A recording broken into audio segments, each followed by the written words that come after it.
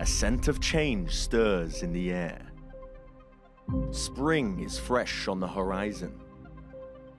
With it comes a chance for renewal. A chance for new heroes to blossom. What up, DC? Welcome to the Washington Justice homestand here for the Overwatch League. Toronto Defiant face off against the Mayhem, with both teams desperately seeking a win after a tough weekend in Houston. Exi continues to take the league by storm, but the Outlaws experience their first taste of victory and are hungry for more. Dante strikes first, he hacks Sherfor, and they glide forward into victory! Houston Outlaws find their first win of the season! And hometown Washington faces opposition from the north. But with Corey and Stratus clicking, who can stand in their way?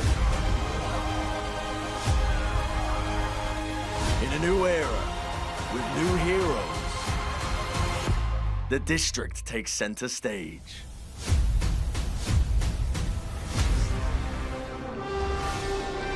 The nation's capital once again plays host to the traveling Overwatch League show, and expectations are high. A home team still searching for their second win, and many more East Coast rivalries to be explored. Welcome back, everybody, to the Anthem. I am Mitch Leslie, joined by Matthew Morello. Another week of games here. These East Coast teams are still grinding it out. Yeah, we got a lot of good games this weekend, but I think it's going to be vastly different than what we've seen, obviously, in previous weeks with hero pools in play, right? That is the big changes the whole story. dynamic, and nothing gets me more hyped than a Brennan Hook VO. But I mean, other than that, I mean, I guess the second best option that gets me excited is a good Widowmaker McCree ban. I was super thrilled about that. You know what gets me hyped? What? Making sure you get all the blame. I don't deserve any of them. Having a reach. We might get McCree again. We get McCree again, we need to draw it again. I will show you what we get. And this one is Widowmaker is drawn. Wow! McCree and Widowmaker. That's crazy. So we got Doom and May still in. You didn't get May. You had one job. Oh my. It's a big oh no. You had one job, Matt. One. Is this the part where we tell everyone that they all said Widowmaker and McCree? As soon as I picked the second hero, all I could think of in my brain was just one word that I can't repeat right now. I was like, oh. Righto, so we'll touch a little bit more on that, no. our hero pools in just a moment. Let's have a look at Yeah. our schedule though, Matt. We've obviously got 3 matches per day this weekend, starting off with the Toronto Defiant versus the Florida Mayhem.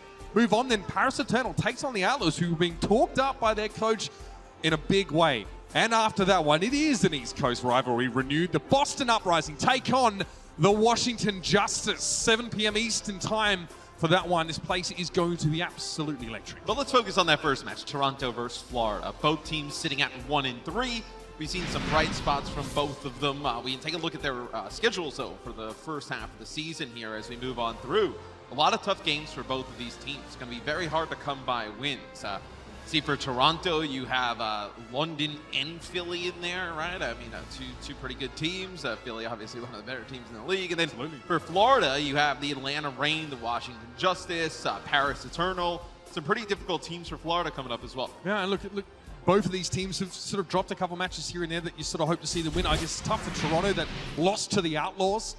Here is some of their statistics. Tell me what this graphic means. All right, I want to point out that for Toronto, yeah, the higher the number, the worse it is. So out of 15 teams, Toronto definitely struggle in short-handed fights. You see 15th in first death win percentage. These stats, though, you have to kind of look at it with the context that we're not going to see those comps being played moving forward. That's right. So you almost, look, this is a barometer of where they were there in terms of teamwork and whatnot, but the game is going to change dramatically. I wouldn't hold a lot of weight in these specific numbers. What it does say to us that maybe a little bit tough for Toronto Defiant to make plays when down that one play, which is definitely something you're going to have to do every now and then. But we mentioned hero pools, Matt. McCree is out. Widowmaker, Reinhardt also out of the picture here. Don't remind me. See, Moira is as well. So we should expect a different style of play. And if you did get to see our pre-show, our experts discussed that we may see a myriad of different styles over the course of this weekend. Let's now bring out our first team, ladies and gentlemen. Make some noise here in DC for the Toronto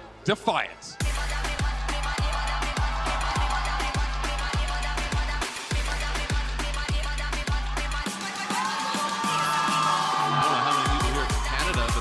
like the walkout music, so they get some support. But Toronto, look, this team has a lot more talent than their record kind of shows, right? 1-3, but now with Surefour and Logic's here in the lineup. Like they mentioned on the pre-show, Logic's a very good Tracer player. Maybe we see some Tracer out of him, and then Surefour can play so many different heroes in the damage dealer role that I think this is a good combo. Listen, I've seen plenty of Beast Halo on the Winston as well, or Beast. I have to call him Beast now because, well, a new Boston player by the name of Halo is coming to the league, but on Toronto. And this is a team now formed. This is a very ambitious look for this roster. We do have Canadian nationals as well. Logix comes in as a player that we've seen him subbed in and out a little bit. Their DPS is a bit of a revolving door between maps. So you definitely want to look closely at the core of this team. And someone like Nevix on your screen now has really been turning up in that flex tech spot. And without seeing like agilities in the lineup, that tells you they probably are not going to be running things like a Doomfist or a Pharah or a Genji. So if you're Florida, it gives you kind of a little bit of a look into the window of what Toronto may do. And that makes a big difference, having an idea of what composition you're going to go up against. And now their opponents eagerly waiting side of stage. Let's welcome them out, everybody. It is the Florida Mayhem.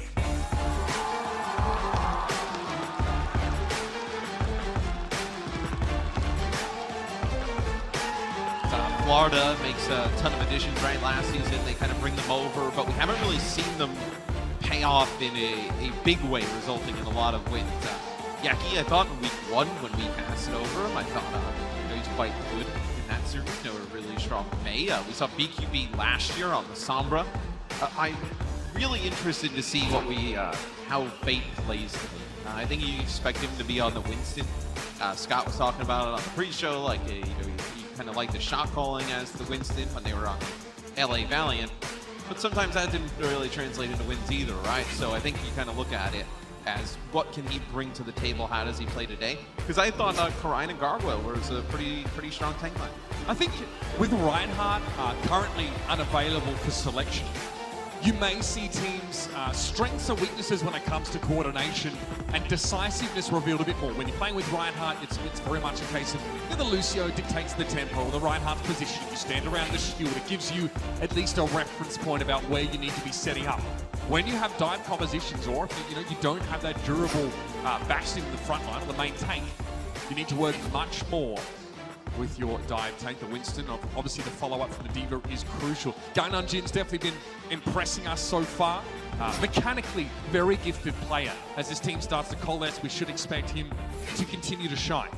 And what do we see in terms of supports this weekend? With Moira gone, like it's not like a huge drastic thing like a Lucio being gone or Ana, but I still think there's some opportunity to potentially make some changes. You see Busan, Junkertown, and Blizzard World, the 3 maps were guaranteed in the series. That's why you see the asterisks next to Hannemer and Ilios. Only if required will we go to map 4 and 5. If we get a tidy game. This has a 5-mapper kind of feel to it. It feels like that. Last week we were on the... You don't think so? Don't tease me with the legs here. Do we see the legs locked by BQB? Soldier 76 has not really shown up in the league so far, but perhaps without Reinhardt, maybe you can get more done. Soldier 76 has not really shown up anywhere in a while. But you never know, right? I mean, Soldier could be used. It's going to break down some barriers. Obviously, very good hit scan hero where it looks like Florida will come out and they will run. So you'll see 76 in May. Brigitte on both sides. Interesting, you're going to have Toronto run a Brigitte Zen combination. With this, you have some good peel for the 76, a lot of extra damage with that Zenyatta play. A little bit low on the healing, though. Yeah, the question is how they get Fate in position to do work here. Toronto are very mobile. This composition gets around the map. And Surefour's already been able to secure the high ground now with the Helix rocket fired across the bow. Florida have to play around Fate here. It wasn't that bad, I guess. And we get to see 76 as Florida tries to make their way onto the point where their composition's really built around control, right? When you're going to play that a reset in May, you're built around point control. So they have to try and take some real estate, but they also can't give up the high ground to Surefour on the 76. Oh, Fate getting a little bit low. That Winston bubble would have prevented healing from Gangnam Jin, so Fate has to step out of it. Here's an Nano Boost on towards BQB now. He doesn't have a tactical visor, but can absolutely nuke enemies down quickly if he gets them in his sights. The problem is, That hasn't happened. Well, the Defiant are so mobile, they get out of line of sight. Yeah, and they got Fate very low, and that's when they decided to make the dive attempt directly onto him, but it's a biotic grenade and a freeze that comes in from Yaki, some extra damage as well, that ends up putting him away. There it is, finally a kill. Logic finds BQB, and now he gets to stretch his legs a little bit more, to the delight of many. Fate now, not much protection left behind that shield in a very long early fight as both teams had sort of damage over time. Not a lot of burst damage available to either DPS duo. And that's just control of the point coming up now. The point, Florida was never able to take it, and it's actually a huge pick by Logix that sets that up because BQB pops Tac Visor, Pulse Bomb comes in the other side, and he's able to take him out. As you see, you know, the legs making some plays earlier. First time we've seen it for what, over 30 seconds? Yep. It's crazy, man. Beast sets up on the high ground now. We can get a bit of information. Note that Florida trying to stay out of Shawfall's line of sight for as long as they can, and then manage to catch Logix. Yaki gets the finish there with that headshot. And that will limit Toronto's flexibility a little bit now. Toronto, do they have the staying power to actually go for a long engagement on this point? Do they duck in and out? They had to work around Beast, but he's taking a bunch of damage. Has to go now for the Primal Rage, but they catch Fate out early. No shielding now available for the Florida Mayhem. Yaki throws that Blizzard down. Main tanks have been traded. Yaki's trying to stay away from Logix, who's also giving a lot of respect to May's ability to stop him in his tracks. BQB was able to find Kellex from that high ground, and he looks pretty comfortable, but Toronto still control the point for now. Yeah, I was going to say, without the Orisa in play, you're not able to just kind of get on the point, stand tall against the players that Toronto had alive, but this looks like they're going to be able to flip the point. Nevix will get demeched here. You have Beast coming in over the top, just trying to add some more percentage, but this will be the point that gets over flipped to Florida. Lengthy stall for Toronto as they had multiple individual heroes that could hang around for quite some time, plus a Transcendence used by Karif to give them some extra percentage. 70% to 8 right now. The Florida Mayhem have the Tactical Visor and the Supercharger to work with. It'll be interesting to see as we see more of this played. Right there, you saw Chris just load up BQB. With the armor packs, he does it again, even though he's at full HP, to get the Soldier 76 up to 250 HP. Keep him really heavy, topped up through the Tac Visor. With his mobility and ability just to get away from any assailants, that makes him quite a threat. Tactical Visor here for BQB, but again, Toronto Defiant make themselves scarce. Nevix is located, he's going to try and get away with the rocket boosters, but too much focus fire will take him down. Logix is traded out though, somehow, in the roiling mess of bodies. Nevix and Logix are both dispatched in Florida. Maintain control. You know, Soldier obviously has great mobility. He has a self-heal, right? The Z ability. And then now if you can give him 50 armor on top of the base 200 HP, it becomes really difficult to just have a track down by, let's say, a Diva, right? As see Nevix make it out of spawn, gets walled off though, has to wait for the rest of the team. They're going to pop the rally here as well. Florida didn't choose to try and dive on Nevix as the sole play left, so now Toronto get a chance to go themselves, but the defense matrix can't keep Beast up. He was frozen and nothing defense matrix can do about that. Self-destruct though, that's a huge value kill on towards Fate now, the 1-for-1. Yaki goes for the Blizzard, trying to keep Nevix caught inside the storm, and he gets him, but Shawfall now wants to play aggressive with a Tactical Visor. 78% and counting. The Defiant are still trying to find a way to get this point back, and Logix gets 2. Gets rid of Chris, wants to capture the point, but there's no one to shield him right now. Now he needs to deal with Fate. Pulse Bomb's available, but the adaptive shield used on the Wrecking Ball means that Fate can just skitter away. Yeah, Toronto, who ends up flipping the point, but you saw there early on, but Beast goes in, the May is so impressive to be able to just freeze and then just take him out quickly. You also got Nevix during that fight. Some changes come in for Florida. They switch Fate over to Winston, and then they're gonna run Sombra Doom here, just trying to get picks at the end of the point. Can Logix find a pick off with his Pulse Bomb? There's no Orisa just to stick it to anymore. A little bit trickier it's going to be. Nevix gets dived on. That's going to be the Pulse Bomb stick. Fate takes a ton of damage, and Yaki also comes off worse for wear. Logix tries to finish the kill, but the healing was there for Yaki just in time. He's able to take down the deep-suited Diva. Logix now helping the rest of the Defiant get rid of Gargoyle. It's not looking good for Florida. They're in trouble. Beast with a Primal Rage. Back to the point now. Florida cordoned off into this low ground, and this means certain demise for them. Even a Discord Orb being applied in the mess. Toronto don't care if Florida is still alive as long as they don't touch the point, and one by one, they are being cut down.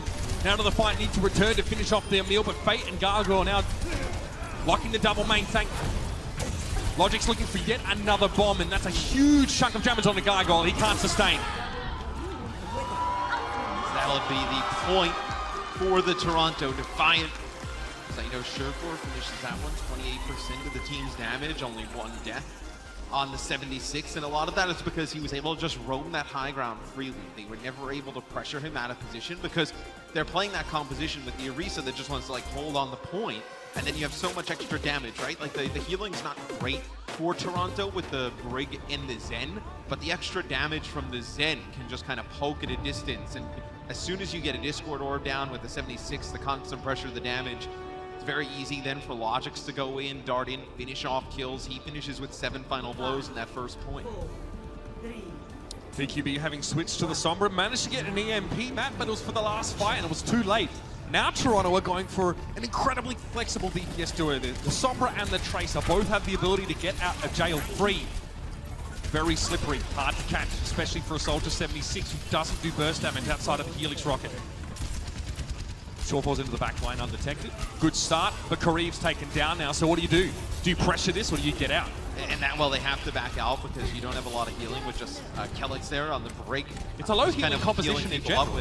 I mean, you get a lot of healing with the Brigitte from the Inspire. Like, you have the extra charge of the armor packs, but it's actually a big biotic grenade that comes in from Gangnam-jin that connects on Beast and Nevix, so they're also denied healing on top of having just low healing in general for the team.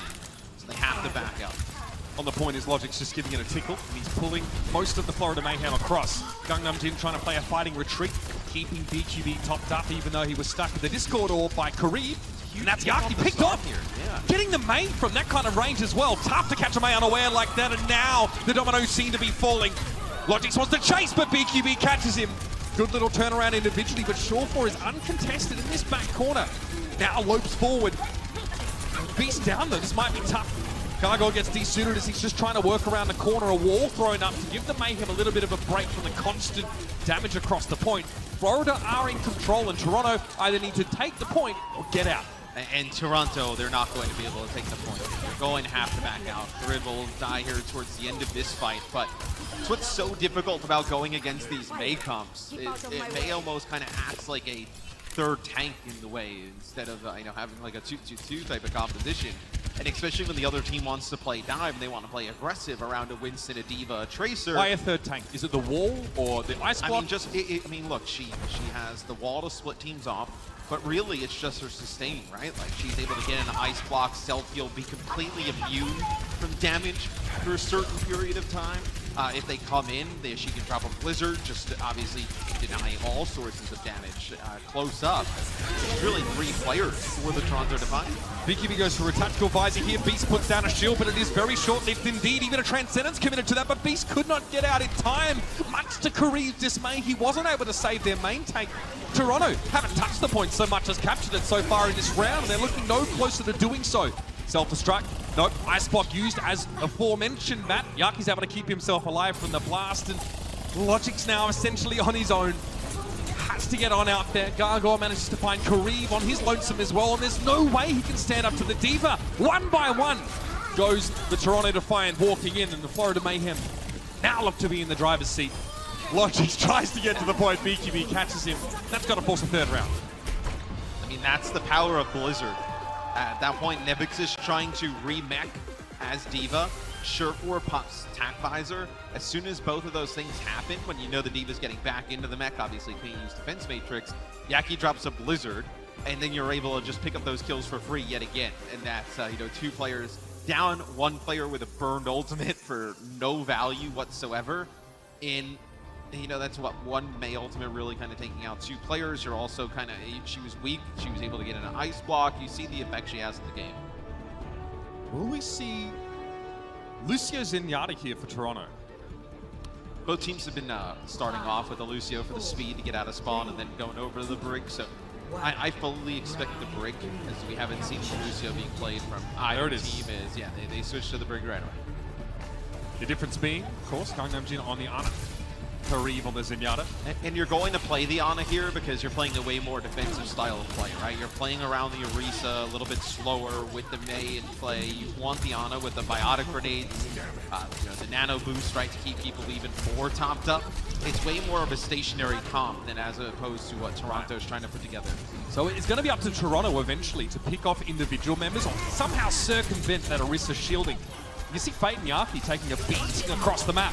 Holt used on Beast to try and get him out. He's also stunned up with the shield bash. Biotic Grenade even thrown in, and still the Florida Mayhem don't find the Winston. Surefour quite comfortable by the looks of things now. Sitting back, the rest of the Defiant are able to move up to the point. Yaki just trying to play around the pillar and his wall as much as he can, but Fate desperately hanging on to life. That Discord wall from Kareev is doing some serious work, and that's a main tank down now for Florida. And that's kind of Toronto's win condition with these types of compositions, is you can't allow Florida to take real estate on the point and just keep walking forward with the Orisa, the May, and the Brigitte and keep pushing you back, right? What you want to do if you're Toronto is you want to get them a little bit disorganized, right? You want to prevent them from pushing forward, spread out a little bit, and then that's when you can have, you know, Nevix fly in from one side, Logic's from another. They have to pay attention to those two players, and Beast, that allows Surefour to put more damage at range with Kareev without worrying about pressure coming on to them at any point. Beast is the greatest decoy in this particular battle. He jumps in and then quickly tries to get out before he's frozen or stunned. They get Fate so early, Matt. How do they burn him down so fast with his shield? It's a Discord orb from the right-hand side from Kareev, and you're able to just get the shield out of the way and burn him down. But Attack Visor from BQB is huge answer there. Picks up 2. Just the most unreal tracking. Finding those 2 kills, though, especially the enemy 76, is going to make you feel good for playing at long range now. Self-destruct over the top. Nothing there for Nevix. Yaki playing most, he's playing inside that Orisa barrier as much as he possibly can. Doesn't want to get outranged, doesn't want to get harassed now by someone like Logix, and there it is.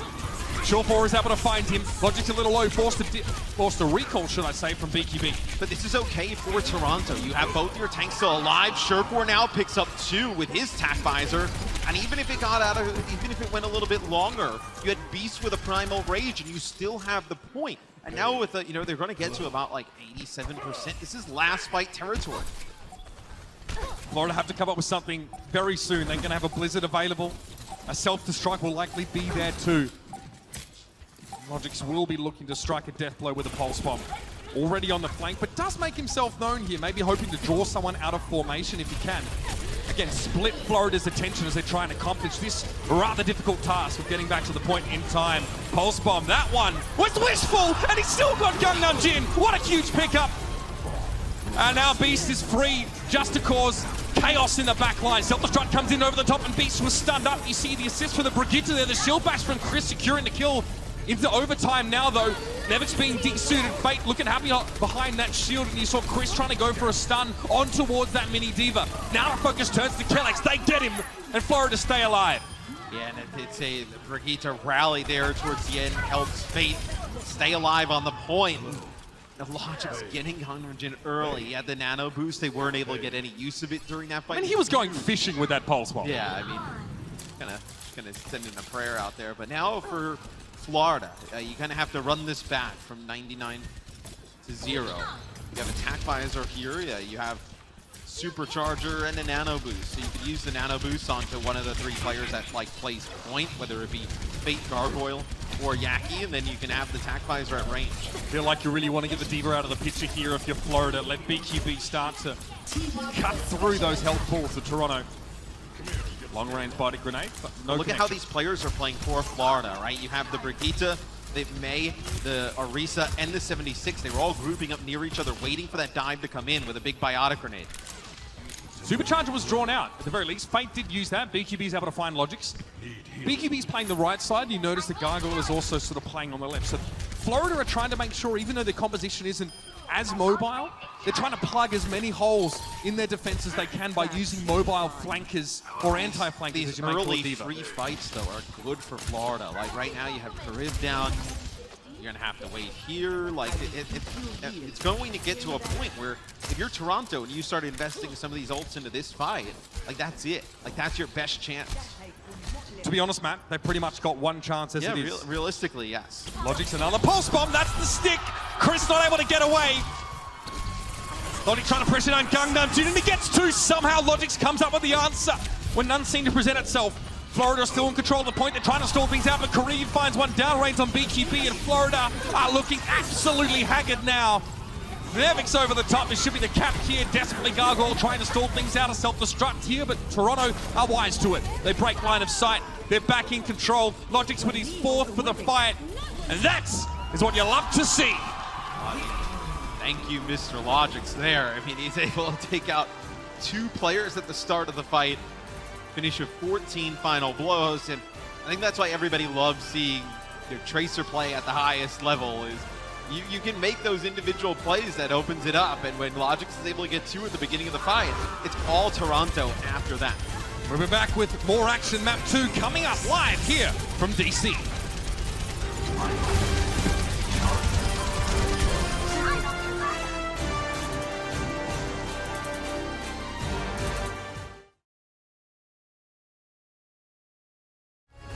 Coca-Cola is the official refreshment of the Overwatch League.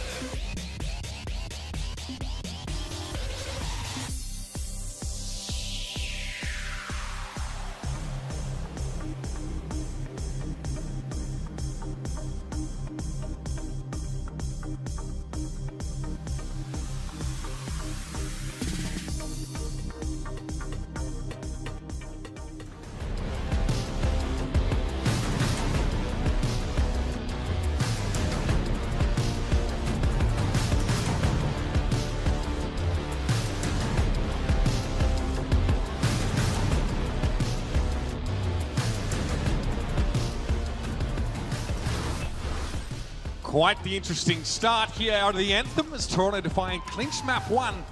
And it wasn't one-sided, not by any stretch, in fact, going all the way on Busan.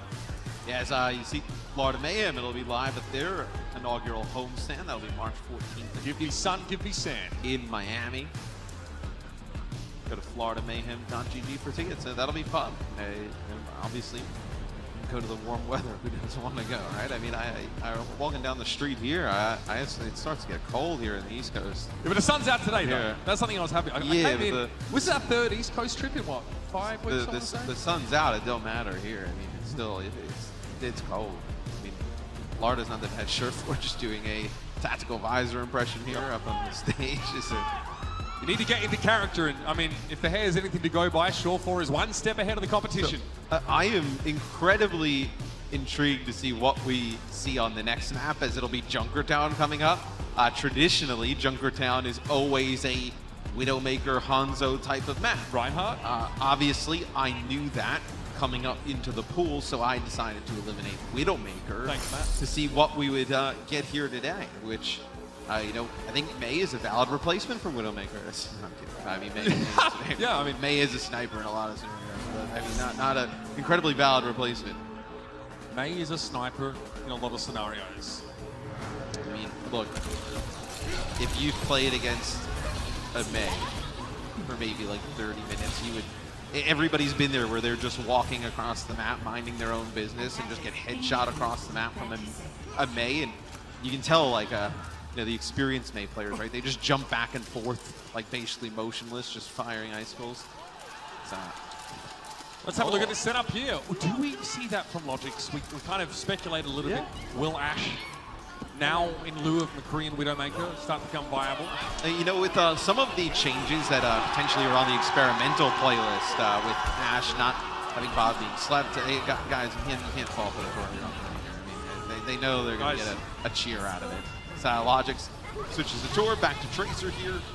And now we're going, okay, so this is the first time we've seen this in a while, the double shield with Fate and Gargoyle, with the Orisa and the Sigma in play. This is even a stronger type of like bunker scenario than we saw in the last map, because now you bring in the Baptiste as well with the Immortality field. You still have the May in play, so Florida seems to be moving towards more of these slower, stationary, point control type of compositions, where Toronto is staying with the dive that we've seen them run for the last like few weeks.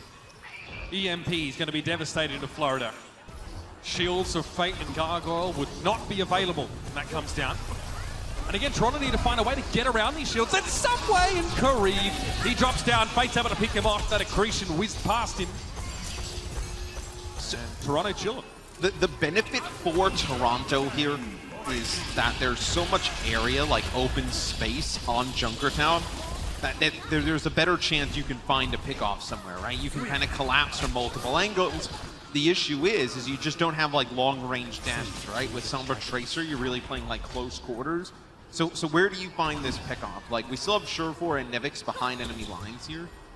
Are they kind of baiting for a Hanzo play potentially, like trying to make a play on the Hanzo? It looks like Nevix could potentially try and force a player down towards where Surefour is playing. So far, though, that hasn't quite worked out. Logix also they're being very careful. I mean, how do you flank against, Sigma, who is very, very good at shutting those flankers down? Like this, you get a Sombra hack, and then everything starts to just descend into chaos. But still, I still have the Immortality field. You see it come out there, and then Gargoyle gets an accretion on a Beast and picks up another one. As Sigma, obviously, he has a lot of the same things that a lot of people say about D.Va, right? There's just so much in her kit. Right. You kind of can say the same things about Sigma, right? Good consistent damage, doesn't have to reload, infinite ammo, good shield in terms of uptime, and then also you can place it anywhere. He's got a long stun, the only ultimate that does percent health, so a lot in Sigma's kit that he becomes very difficult to deal with over time. That didn't work out though for Toronto. You saw they started it off with a hack onto Chris. Then Beast dived in. So now you play the Wrecking Ball, because if they're going to play so close together, you'll get more value out of the Wrecking Ball with the adaptive shields. All right, there it is. Surefour trying to go for the hack there. Didn't work out. Chris's Immortality field, though, is down. And now Florida just want to play inside their own little Winter Wonderland. Blizzard is thrown down, and the Defiant can't breach it. And again, they get cleaned up. Once more, it's back to the drawing board. You're just trying to find a good position to use this EMP. You don't use it there because you still have Blizzard on the table, but it's going to be very difficult. Like, if you don't connect with this Zen, you'll have the Trans come out and keep everybody alive. If you don't connect with the Baptiste, he throws down the Immortality field. They want to play close together anyway. You're in a tough spot. So, see how Toronto decides to approach this. Look in the back there, that's Chris just trying to stay out of line of sight. He is getting pressured now. Defensive Dragon Strike just to get rid of Beast doesn't really look like it did the job. Surefour now, desperately trying to taste Gangnam Jim down, but that Immortality field buys Gangnam Jim enough time to survive, and now he gets the Transcendence in the fight. Perfect response for Florida. Logix just looks on. He has to wait now for the Transcendence to be done.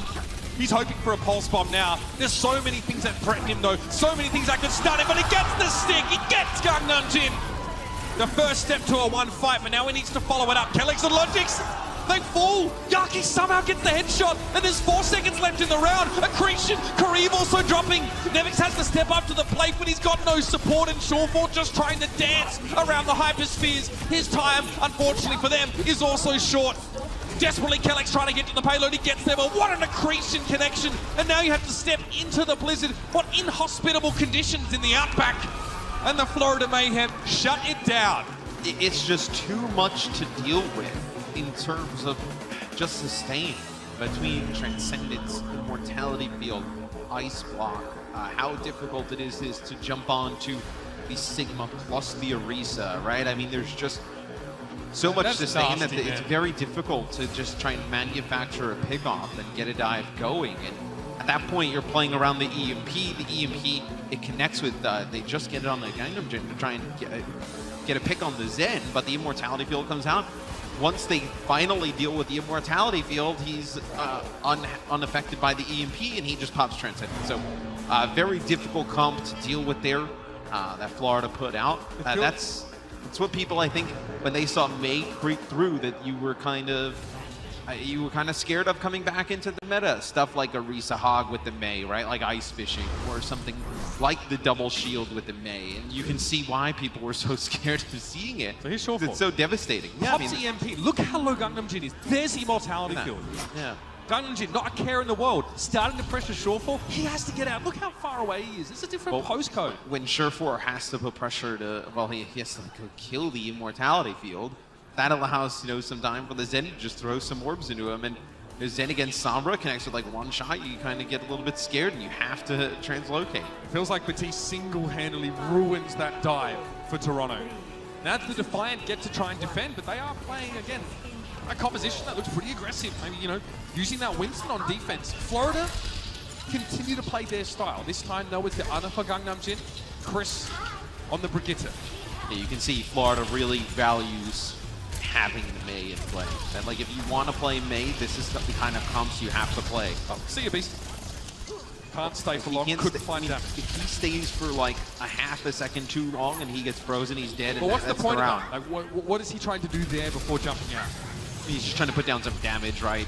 You know, get players weak, cause a distraction. Well, I guess that worked. We did mention about him being a decoy prior. Fate is a little isolated here on that right-hand side. There is Discord Orb available for Grieve, so as soon as he gets on the Orisa, she'll burn down.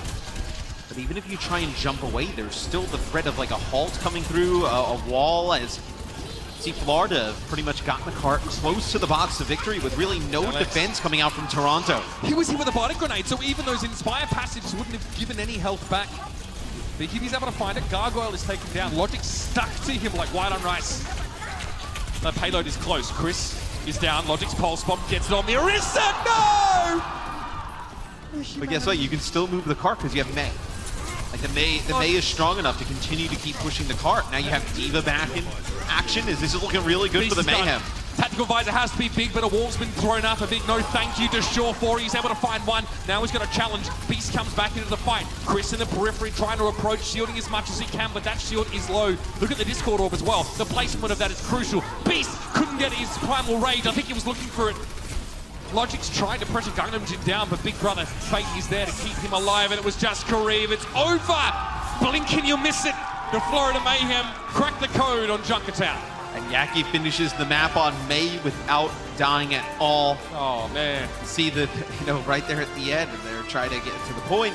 The May can kind of stand on the point, act like almost like a tank in a way, be able to heal up all the way through it. A Blizzard ends up resulting in 2 kills to push the card over the line. The static composition looked a little bit rough on control, but now it looks like Florida had the right read when it comes to Escort. We'll hear from our experts on the desk about how this played out so far. See you in the second half.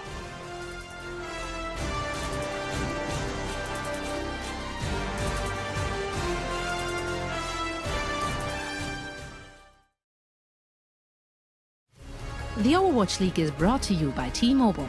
Rank up with America's first and only nationwide 5G network. And by State Farm. For auto, home, or renters insurance, like a good neighbor, State Farm is there.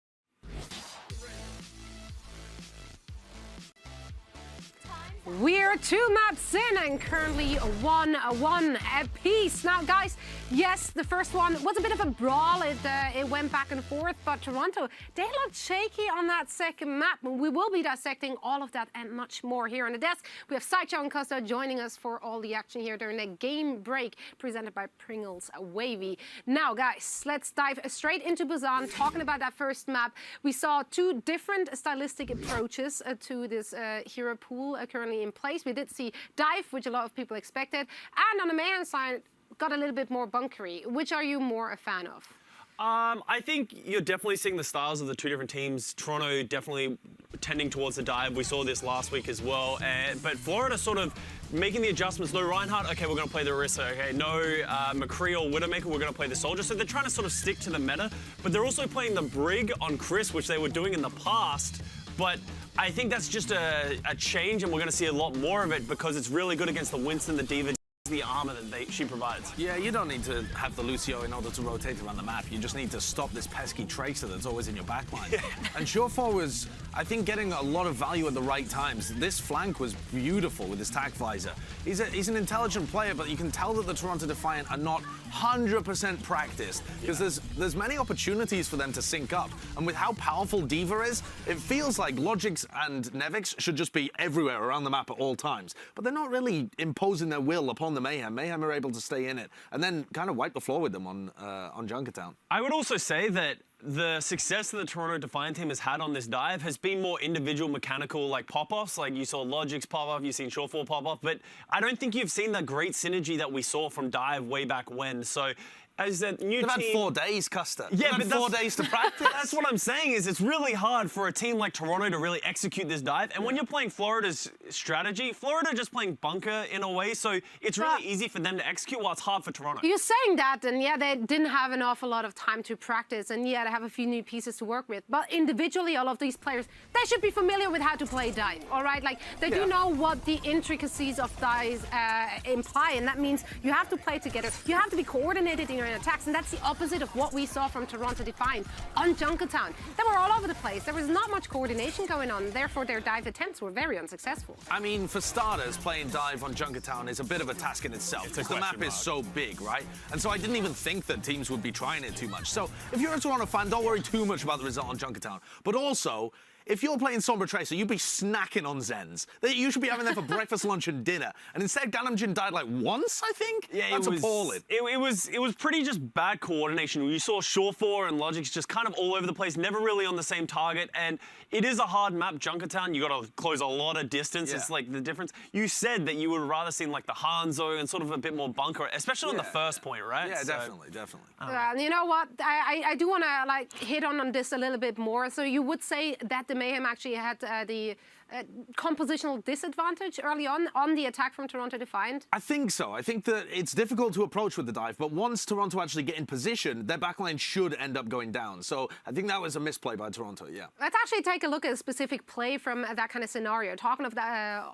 backline, and we're going to do that in our crunch time presented by Pringles Wavy. Guys, I've been looking forward to this song. I know. It's all yours. It's all yours. Get crunching. What you got for us?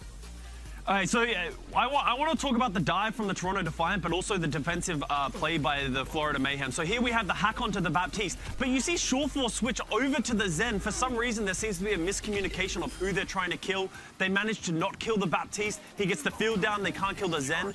And here you see him hack a mini pack. I mean, that's just unlucky. That is unfortunate. That's unlucky. But there were so many times where they go in, and the peel is all right from Florida, but mostly, I mean, look at that, the solo EMP as well, and they don't catch Chris in it, so the immortality field is there. This coordination was not on point. That was an EMP where Surefire was the only person who tried to kill the Zen. He solo EMP'd a Zen, but no one else even helped him. So that's sort of why we're saying the coordination just isn't there. It is pretty solid by the Florida Mayhem and how their backline's playing. You see them splitting up, working well together, really like peeling when it's needed.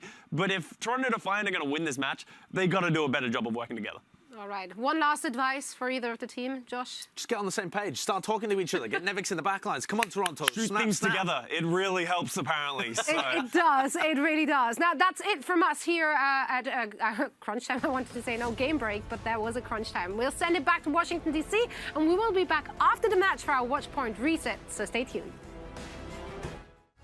The Overwatch League is brought to you by Pringles Wavy. Big crunch, big flavor.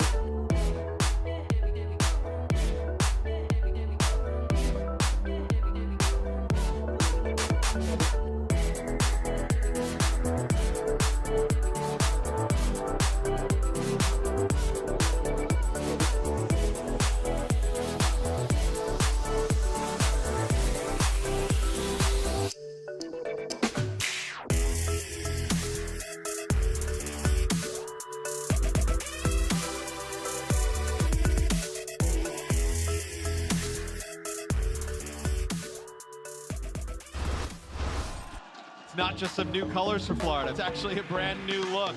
BQB putting on a clinic stop. They're already dead. This is just brutal from the Florida Mayhem. That was a Yaki out of nowhere moment. So let's pivot now to the Toronto Defiant, who look completely different. Yeah, he's feeling it right there. Again, someone stop this man. This is going to be a very, very close series.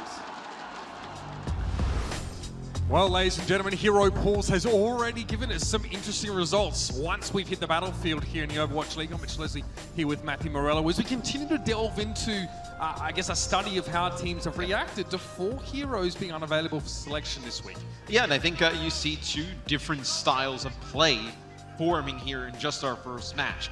A style with Florida, who want to play very bunkery, stationary, like they don't really want to be the aggressive team. They want to be the team that's really reactive, especially around the Ana and the players all clumped up. And then you see what Toronto's trying to do. They're trying to play proactively. They're trying to make the plays. They're engaging. They're trying What strategy do you think is safer? Well, look, I mean, safer is always going to be the compositions that have the higher sustain, the less kind of reliance on individual playmaking and, you know, the fast pace and the players all around. Those are always going to be your safer Is safer better, always? Not necessarily. I think a lot of the times it's map dependent. Like, we see agilities coming in here for logics, for Blizzard World, but like what Josh and Scott were talking about during the halftime was basically like you really difficult to see teams play dive on Junkertown, right? Like maybe like Busan, where Toronto wins, it works, right? There's a lot of different points there and chokes that you're able to play dive and split teams off and be aggressive, right? Junkertown may not be the play there. So now we'll see as we go to Blizzard World, and this will be so difficult, Mitch, week to week on how this plays out, because teams don't have a lot of turnaround time to come up with compositions, right, for this type of scenarios. So a lot of it's going to be like reliant on like feel, right? Like these players play thousands of hours of Overwatch. Like they kind of know what works. Yeah, they know what works in certain situations. They know what works for their team, what they play the best at. So it's really a lot of trial and error. Let's see what the Defiant came up with in the break. So you got, look, we're getting even more of bunker here setups. This is so anti-dive from the Florida Mayhem. This is what we saw the Atlanta Reign do with the Torbjorn play, and now Torb May, right? Like a few months ago, this would have just looked like a little bit of a meme type of comp, but this is a very good anti-dive composition. Don't you think it's harder to flank against Florida's setup, especially on this map? Like, it's not easy to find ways into the backline. Torbjorn May is an issue when you're trying to jump onto the Orisa, and then you have everybody play close, you have the Biotic Grenade, and now you're going to try and... Farah. Yeah, you're going to try and play, you're going to try and wait out the defense matrix, you're going to play a shield break game and just tons of poke damage with the Farah Hanzo. Agilities was looking for something in that arch, and he's found Yaki already. Constant damage coming in from the skies, and look, between BQB and Yaki, there's not a whole lot to really threaten Agilities unless he gets his wings clipped just like that. Hold connected, he was brought to the ground, but Kellex is keeping him alive. Pharmacy flies again. Yeah, and you know, the Torbu are not ideal against Farah, right? You can just take the turret out from the distance. You outrange the turret, right? Yeah, you outrange it. You just have to find it. You see how quick it is to deal with it there. And if you don't allow the Torb to keep constantly setting up these turrets and having them be protected, blast for a while and put down damage, he's really useless at that point. So this is a good switch here for Toronto, as Florida probably won't have an opportunity to change off of the Torbjorn here before point A. They switch to Tracer. Surely that's just to get them back to the point faster instead of something that actually counters Safari here. Yes, I mean, it is to get back to the point faster. It's when you're so committed to the Torbjorn, you're just trying to keep him alive, and that'll be a nano boost used on the Gargoyle to even fly up in the air and get in the far space. But Agilities isn't bothered. Self-destruct here might be a little bit harder. Agilities needs to break line of sight. That goes over the top, and the Farah stays alive. The longer Agility stays in the air, the more damage the Mayhem are going to take. And even with a barrage available, as soon as Gargoyle gets desuited, it's over. Barrage in to trade. Agilities gets played. He's put to sleep, but there's not really much left for the Florida Mayhem to capitalize on the dart that was hit by Gangnam Jin. And now the Mayhem fall apart. Toronto, they come with a tailored strategy, Matt. It works straight off the bat.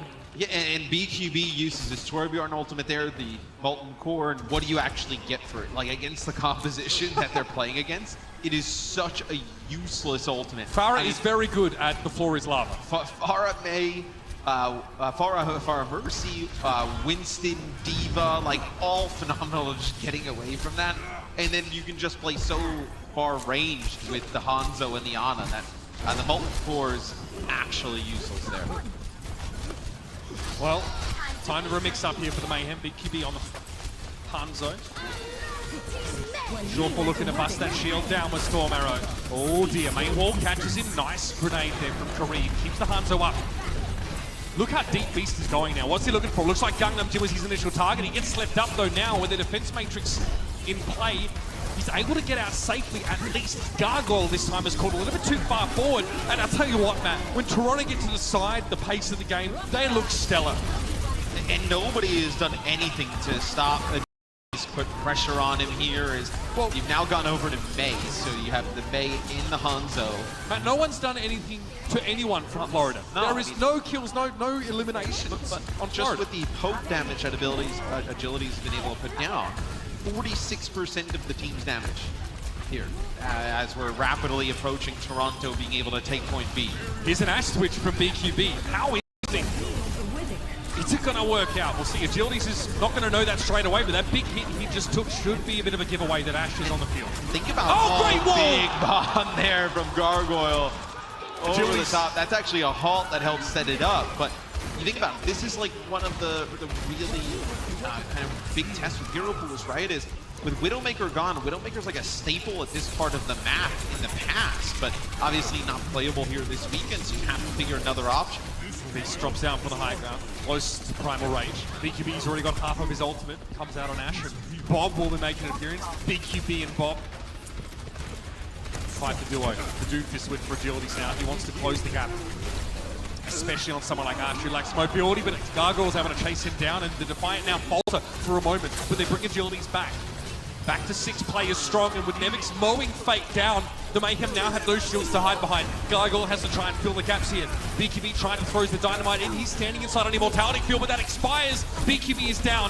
Yaki's able to find 2 kills elsewhere in the fight, and Beast seems content with just forcing the supports back into spawn. But Yaki's going to get 2 players here, though, as he's got a little bit of a flank on the May, and that's just going to have Nemix, Beast, and Agilities left on the point. As spawners come in for the Florida Mayhem, they're going to be able to get a hold. The switch to Doomfist here for Agilities. I mean, as soon as you saw the Ashe come in, you're not going to play the Pharah anymore. what does Agilities do now against Yaki? He needs to get an instant kill with a rocket punch. Yaki otherwise will have a chance to ice block and stave off that also, early right? You can freeze the Doom, you can halt the Doomfist, Immortality Field. Even with the coach gun from Ashe, right? If you dive onto the Ashe, you can just knock herself away, even better effective range.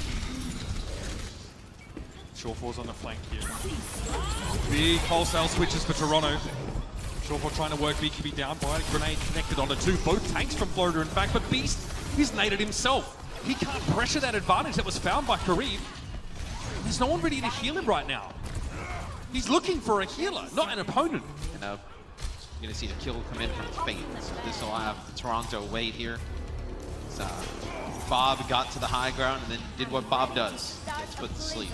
After that, it's just Toronto having to back up. But listen, I'm pretty sure Bob's carrying Ashe's baggage. They're going to try and go with like a little bit of a pick-oriented thing here at the end because you have the Kareem switch over to Zen, so you want to get a Discord, burn a player down. They have to get to the point though. 3 seconds remain. Shawfall is there. So is Nevix, but he's incredibly low. Beast, and he has to find BQB, presumably is his target, or Gangnam Jin, either one he'll take. He's found both instead, or maybe that's more than he can handle. Nevix is already desuited, Beast down to 170 and getting pressured by the second. He can't get it done! The primal rage came up, but a second too late. That was the ticket that Toronto were looking for, and now they're going to have to do it without the main tank. Shawfall stunned up briefly, and the Blizzard helps Florida force Toronto off the payload. Yaki drops the Blizzard there at the end. Everybody has to disperse there. As the Ashe comes in as a good counter to the Pharah, and BQB can stay on it after a while. It's not exactly a one-for-one replacement of the Widowmaker, but you're able to do a lot of things from distance. That'll be Florida getting a hold on defense. Let's see their offense after this.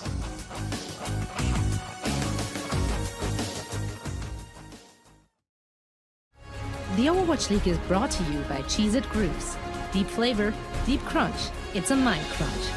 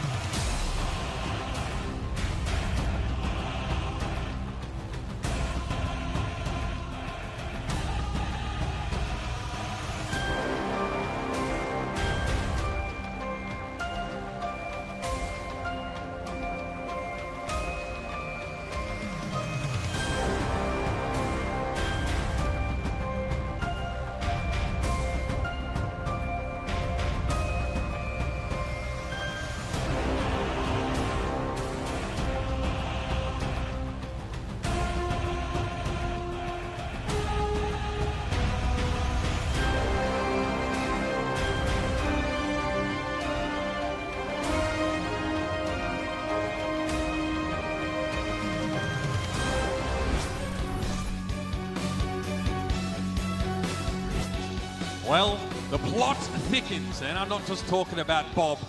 The Florida Mayhem come up with the Ashe to respond to the Pharah. Agilities is forced to switch things up. It looks so good for Toronto early on. He started to fall apart in that second phase of the map. Yeah, but it's difficult, right? If you play the Pharah, they come out with the Ashe to try and counter it. I mean, it's not really like as hard of a counter as, let's say, a Widowmaker would be. And then after that, you try and switch over to Doomfist, but you have May as well, right? Where May obviously pretty strong against Doomfist, able to stop his mobility, pretty much block herself from being killed by the Doomfist with Ice Block. I would say that's what you can do. You have the coach gun, right? Is very difficult to get on top of this will be the Blizzard that was dropped down. This is just at the end, right? Yeah. Just to get everybody cleared off of the point.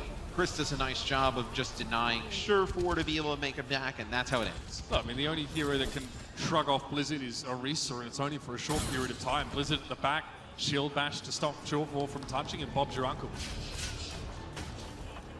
Now, by the way, yes, after the smashing success from last week, again, we're going to have our Week 6 hero draw on the Watchpoint Post-Show Live tomorrow night after the games. And I'll let you guys know, I spoke with John Spector, and he told me that I am allowed to pick every week's of DPS.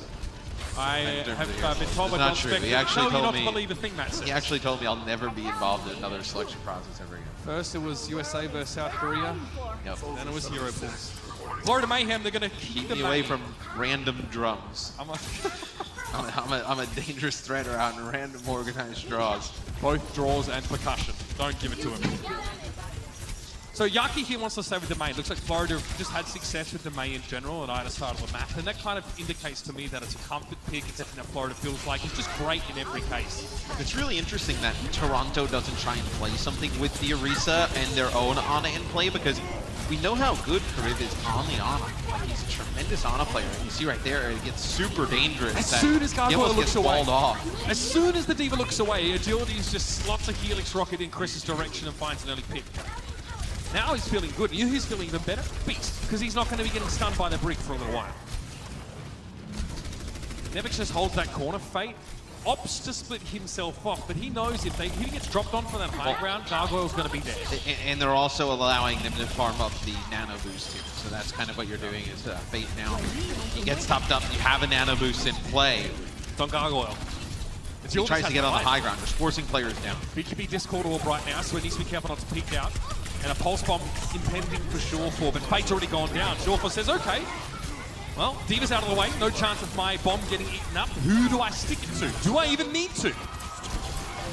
Nope, not necessary, as Toronto get a fight win. Is here for Florida. It's interesting, it's much harder to get them down and fight on the point. And even if they do, you only can contest it with like one player, like a D.Va or a Tracer. And if all of your other members don't kind of circumvent and get to the point, that allows your Winston or some of these other flankers to be able to get those one-on-ones that you want. It feels like Gargoyle has a huge responsibility on his shoulders now as being the only individual they get that a can test dark the players on in the the agilities on the high ground. See how many resources they're putting into saving him. No resources better than a May wall, though. Absolutely brutal. BQB mows him down. And you take that. Tactical visor for a big... Oh! Chris down. BQB looked like he was the one that was stuck. He walks away, but Chris is not so lucky. Now the chase is on. Try and get rid of Beast. He's frozen up, and that is a sad ending for the Winston. It's actually reverse evolution, I guess, if you think of it that way. Gargoyle plays the high ground now. It's agilities that he was really looking for. He finds Nevix up there as well, but the Mayhem have the boots on the point. That's what counts right now. Gargoyle goes deep, gets stunned up as he tries to find agilities, who just throws the biotic field down. Self-destruct. Both of them. This one gets Fate, and that's a huge relief for the Defiant now. The Mayhem lack staying power to make this attack. Oh, and now the Defiant can come back at full strength. Everybody up for Toronto now as they'll push Florida back. As Florida now with under a minute to go. No ultimates to work with here. You'll probably end up with just a rally and a tack visor here at the end. Gangnam Jin occupies a high ground for now. He'd love another nano, but there's only 40 seconds left. Maybe trying to farm it off Fate. Where does that body grenade go? He's just throwing one vertically up. Oh, who knows? Who knows where he tried to land it on the point, on the high ground. It landed like a little bit in front by the boat. The Mayhem now rotate as a group. Oh, they catch Shawfall, that's big. Yaki got him with a headshot as well. Some of those things just can't be accounted for. It's the element of irreducible rascality from Yaki. Here's the freeze on that D.Va. Yes, they managed to catch Nevix, but he gets out of line of sight, so we might be able to stay in his mech for now. Attention turns to Beast. Taylor, we drops onto the point. He goes down instantly. Somehow agilities, he's able to find BQB with that tactical visor, but Yaki is front and center on the point, still playing around that shield from Fate. Pulse bomb, it's mistimed. Yaki's able to get out of the ice block after the explosion goes off, and he has a blizzard ready to go. All signs point to Florida taking his first point now, and it's a matter of course as Shawfall gets socked in the gob. If somebody was trying to make a 40-second video of why you should be playing May, they should just record the last 40 seconds there from Yaki. He gets a headshot pick-off on the Surefour with just one icicle, started off. Then moves his way to the point. Just with his primary fire, he's able to get Nevix low enough and put in a position scary enough where Karib has to use Transcendence. And then at the end, he gets hit with a pulse bomb, just ice blocks, wears it off. It's so much that May can provide there. I mean, it is like it's crazy, right? So, but she's in the pool, and they're putting good use of her. But I think, look, you have to tailor these power positions around May, right? You have to play a little bit slower. And we thought maybe she wouldn't see a lot of play because of the Reinhardt, but now you bring Arisa in play, and you can play a little bit slower, play a less mobile comp, really bunker around the objectives. And look at the way Yaki's playing as well. There's a micro correction before each icicle comes out of the endothermic blast, and because there's a charge up time on each shot, he has just a small window to make a small correction to his aim. Okay, Beast. Nice seeing you. He just goes over the top and gets completely mowed over. I tell you what, he'd probably be having more fun making lightsaber noises in a spreadsheet right now. This guy is struggling to stay alive. And there's not enough healing between the Zen and the break, especially when he's in that position. He's not getting the healing from anybody. Tactical visor. Oh, well, Kareem, no way he was going to get out of that one. BQB now over the top here, has to force Kellex away, had the shield up. Yaki now starting to build up momentum. This is looking dangerous for the Toronto Defiant. Beast is frozen. Kellex tried to save him, tried to stab the May and stop the freeze, but there's no chance. It's like the second Ice Age. Agility's also mowed over, and the wall says no to Kareem. The Florida Mayhem take the series to match point. A slow start, sure, glacial even, but the May wins out in the end. And I think you're going to need to see some adjustments from the Toronto Defiant if they want to extend this series to a potential Game 5. Right now, the May putting in a lot of work, these static compositions, and their dive has not been able to break it. Toronto need to answer back. They need to find an answer to what the Mayhem are throwing down. We'll see you in just a moment for map number 4.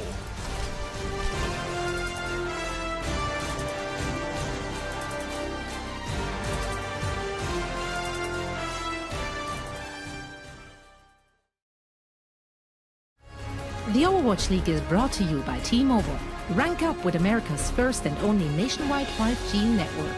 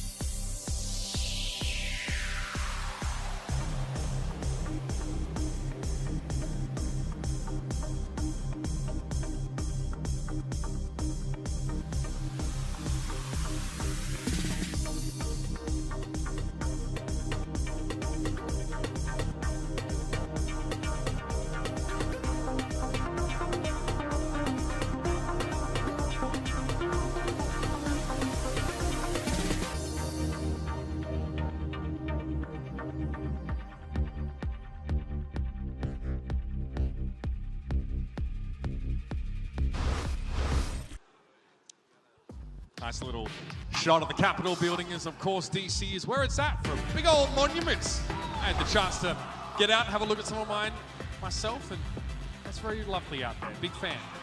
Do like big old buildings, Matt. How do you feel? Yeah, I've been to DC a few times. The buildings aren't as big as New York. They're nice though. Oh, I'll give it some love. It's my first time. I like it's my DC. first time in DC. I'm feeling it.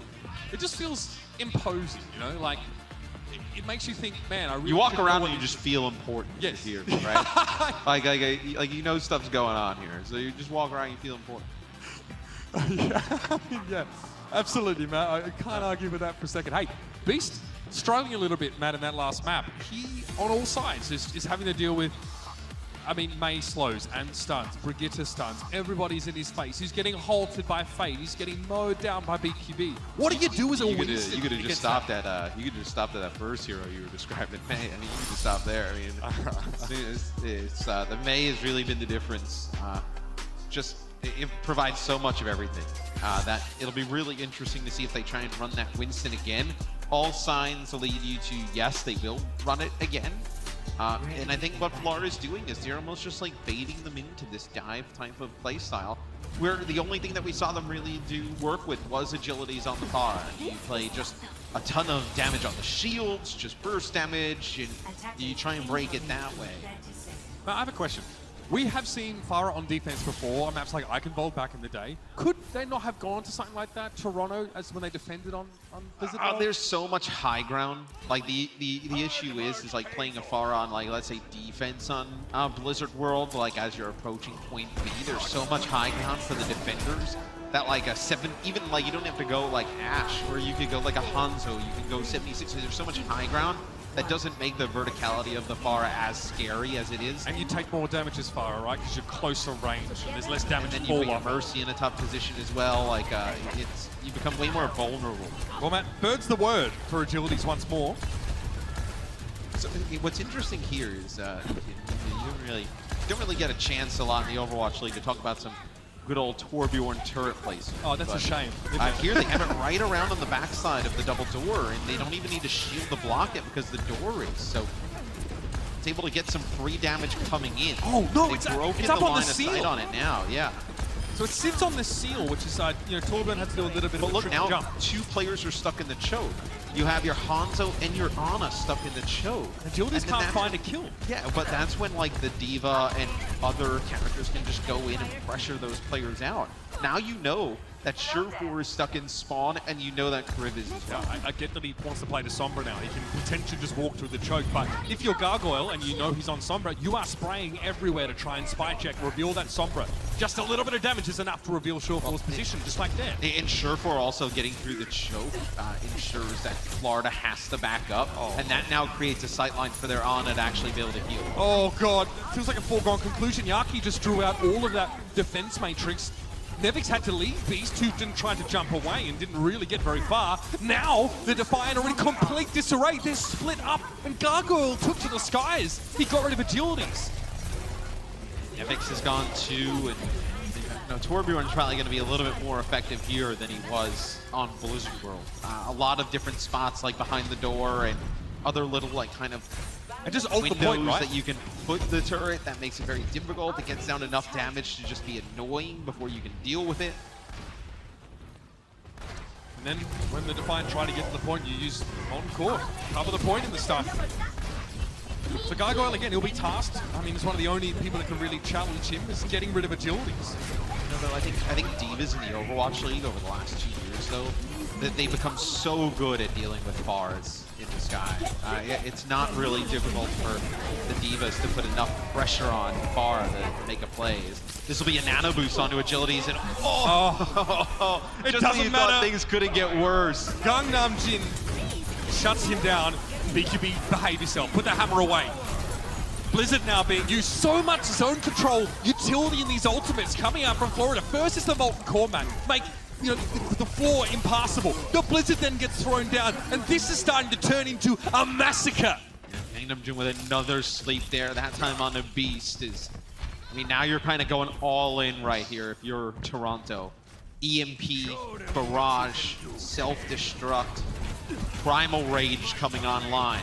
If you can't make it happen here, you may not make it happen at all. 1-3, Toronto Defiant, that's their record so far. Trying to keep another W in the column.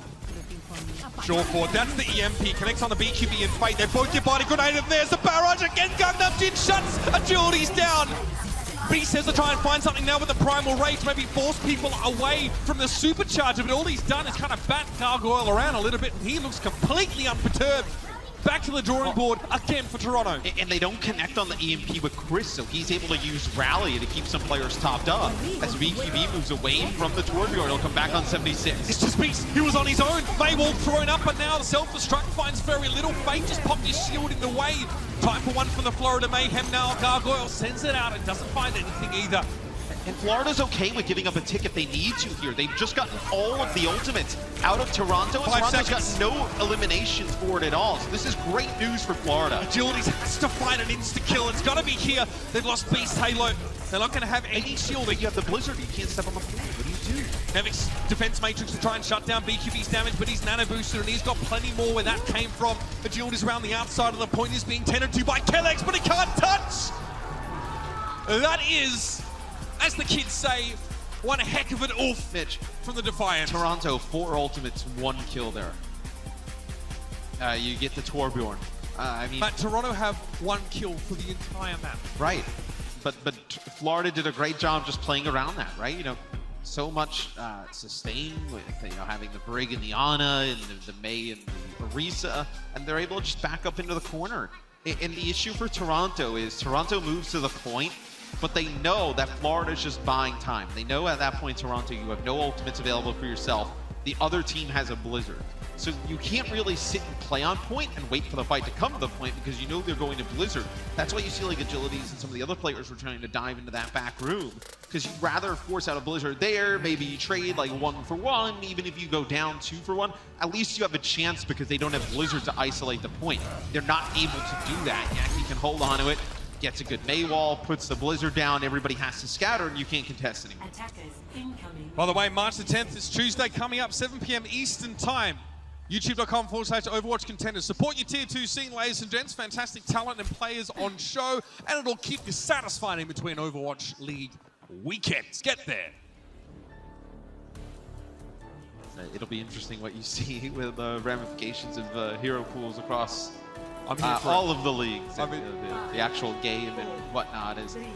So Toronto going to come out with Sombra Doom. It's a very, very aggressive sort of dive. And look, if you want to play this bunker type of composition and play really strong around the May, get the TP to the point, play right away. Are they ready for this Symmetra? Does Toronto know what's about to descend upon them? Well, too late now. It's already happened. Big biotic grenade there from Kareev. Nicely predicted, but the Mayhem shrug it off. There's a shield on the high ground. BQB gets to play on the point. And with those shields in play, he's only going to charge up even more Agilities. We barely knew him. Completely disintegrated onto the point, and Gargoyle's already found himself too. And for the Toronto Defiant, the bell tolls. Kareev can't even get into the point. Florida Mayhem only need more than 1 tick. Just a little, and they'll get that easily enough. The Florida Mayhem, almost a foregone conclusion as they step forward onto the point in Toronto at the end of the day, Matt. When you struggle so much and you're attacking first, you need to be ready for anything. I mean, that's a 3-1 win for Florida, but like that's like it feels like a 3-0, right? I mean, after like map 1, which goes down to the wire, I mean, the series is all Florida Mayhem at that moment in time. And I think it's also because like the composition that Florida wanted to run, playing a little bit more stationary, doesn't really favor you in a game type like Control, which we kicked the series off with. So as the series went on, I think it obviously started to play in Florida's favor in terms of what they wanted to run, what they felt comfortable running. They ended up taking the series in pretty commanding fashion. Well, I think asymmetrical maps definitely seem to benefit that Orisa play just that little bit more. We're going to head now down to the stage with ZP for a Coca-Cola victory moment with BQB. Congratulations, BQB, on your victory here today. I have to ask, Ash, Torb, Soldier 76, what's it like getting to play these heroes once again? 자, 이제 승리하신 거 축하드리고요.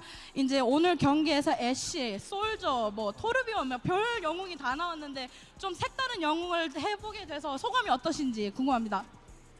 일단 색다른 조합을 하게 돼서 정말 재밌었고 이제 뱀픽 때문에 연습이 좀 힘든 것도 있는데 오히려 다른 영웅도 할 수 있어서 좋은 기회인 것 같아요. It is fun playing different heroes. It is a little bit of a strain on practice because of the band picks, but he thinks it's fun, basically. So now that hero pools are in action, the Florida Mayhem have gotten a win as a result. Is this a good omen for the rest of the season? Is Florida going to take advantage of this flexibility? 이제 밴픽이 슬슬 생기면서 이제 저희 플로리다한테는 이제 유익이 될 것 같은지 궁금하십니다. 확실히 이 뱀픽 시스템을 통해서 저희가 더 성적을 낼 수 있고 더 잘할 수 있는 기회가 된 것 같아요. I definitely think it's a good opportunity for us to produce even better results. Well, thank you so much, BQB. It's a pleasure. Looking forward to seeing the rest of the season.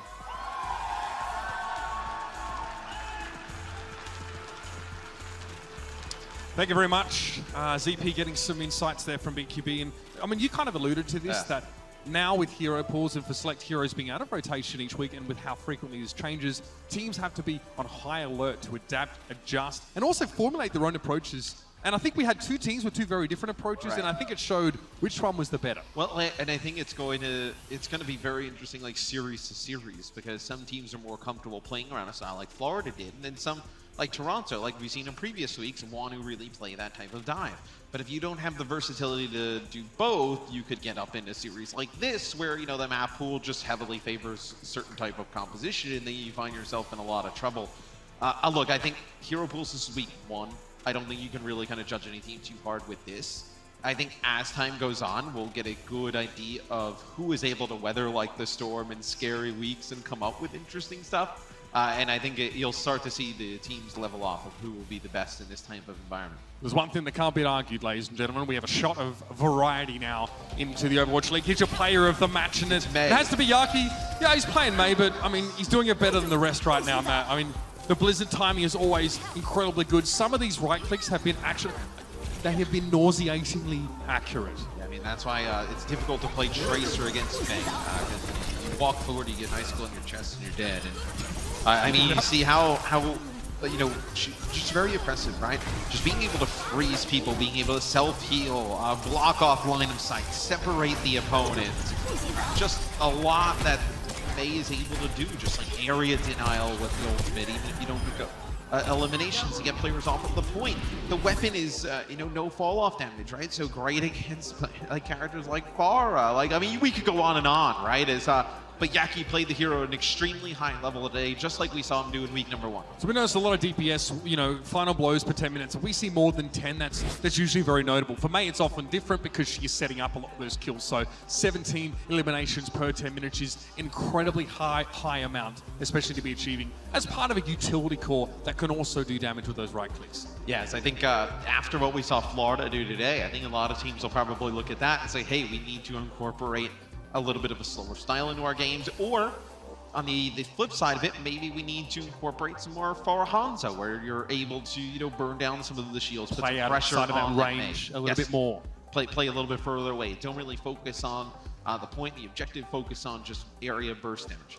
The fun's just getting started here, Washington D.C, ladies and gentlemen. Coming up next, the Paris Eternal take on the Houston Outlaws. This one is going to be interesting. We've had a couple, leaks drop from coaches about what we should expect in this match, but at this point, it's all up for grabs. So stick around, and we'll see you with that match right after this.